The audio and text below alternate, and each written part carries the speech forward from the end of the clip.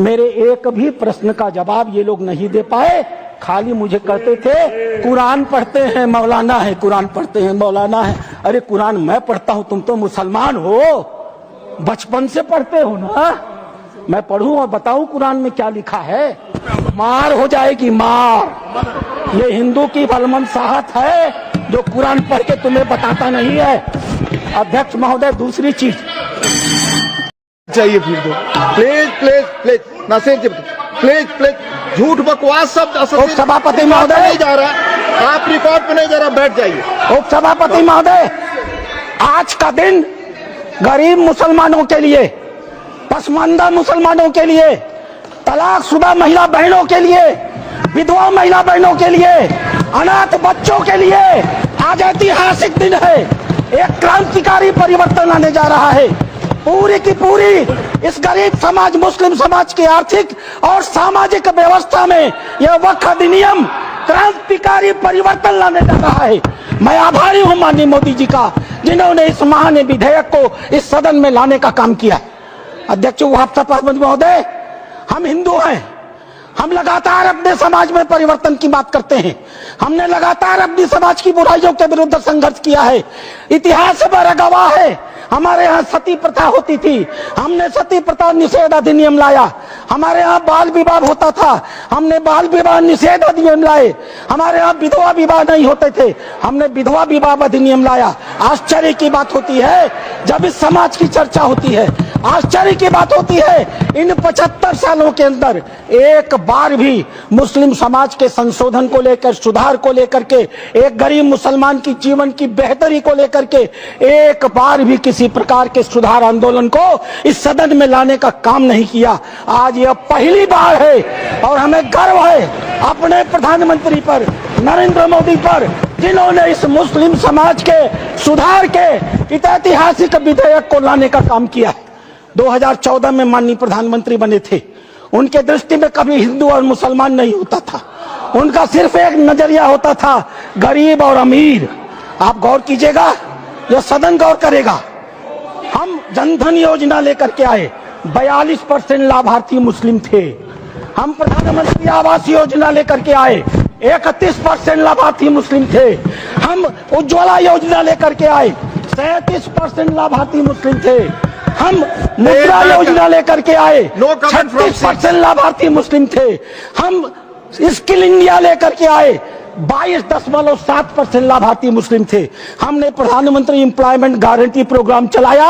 अध्यक्ष महोदय, 70% अधिक मुसलमानों ने उस योजना का इस देश में लाभ लिया। मेरे पार्टी की बैठक है, मुझे बताना नहीं चाहिए, लेकिन मैं कहूंगा, माननीय प्रधानमंत्री इसी बाल योगी सभागार में हम सारे सांसदों की बैठक ले रहे थे। उन्होंने क्या कहा हमसे? उन्होंने कहा, लोग कहते हैं कि मुसलमान भाजपा को वोट नहीं देते, आपको याद होगा मित्रों। उन्होंने कहा नहीं, ये गलत है, देते हैं। और अगर मान लिया जाए कि नहीं देते हैं तो इसका मतलब क्या है? क्या वो देश के नागरिक नहीं है? क्या उनके काम नहीं होने चाहिए? क्या उनका विकास का काम नहीं होना चाहिए? हम सारे सांसदों को उन्होंने मीटिंग में कहा, अपने काम को करते समय कभी हिंदू और मुसलमान न करना, विकास की धारा सारे समाज पर समान रूप से पहुंचाने की बात कही। उन्होंने दूसरी बात कही, मैं पूरे देश को 2047 में विकसित भारत का सपना दिखाता हूं। क्या 20% मुसलमान अगर देश का पिछड़ा रह जाएगा तो क्या भारत का विकास का सपना पूरा होगा? नहीं। हमें भारत के विकास का मतलब है 20% मुसलमान के विकास की भी योजना बनानी है। यह कल्पना माननीय प्रधानमंत्री ले सकते हैं। आजादी के 75 सालों के अंदर इस कल्पना को लेकर इस देश में कोई नहीं आया था। और तीसरी बात उन्होंने कही, सरकार के, और सबसे महत्वपूर्ण बात है, सरकार के स्तर पर सरकार जो कुछ भी कर सकती है मुसलमानों के जीवन की बेहतरी के लिए हम करने का प्रयास करेंगे। लेकिन मुस्लिम सामाजिक संस्थाओं की भी रोल होनी चाहिए। ये मुस्लिम पर्सनल लॉ बोर्ड की भी भूमिका होनी चाहिए। यह जमायत उलेमा की भी भूमिका होनी चाहिए।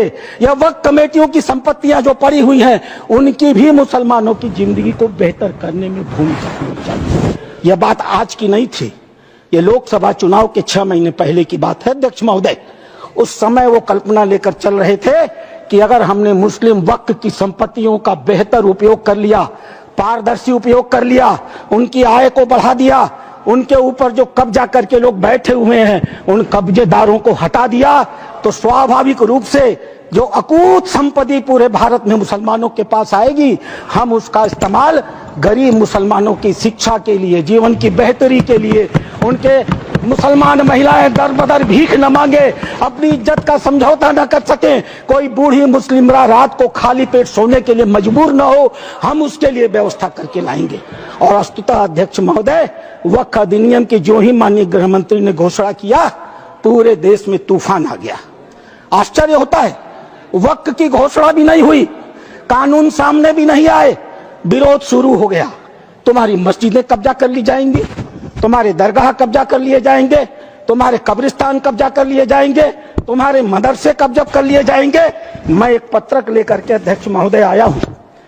केरल और कर्नाटक की एक आतंकवादी संस्था है PFI, माननीय गृह मंत्री को आभार प्रकट करता हूं, उन्होंने बैन किया है। PFI की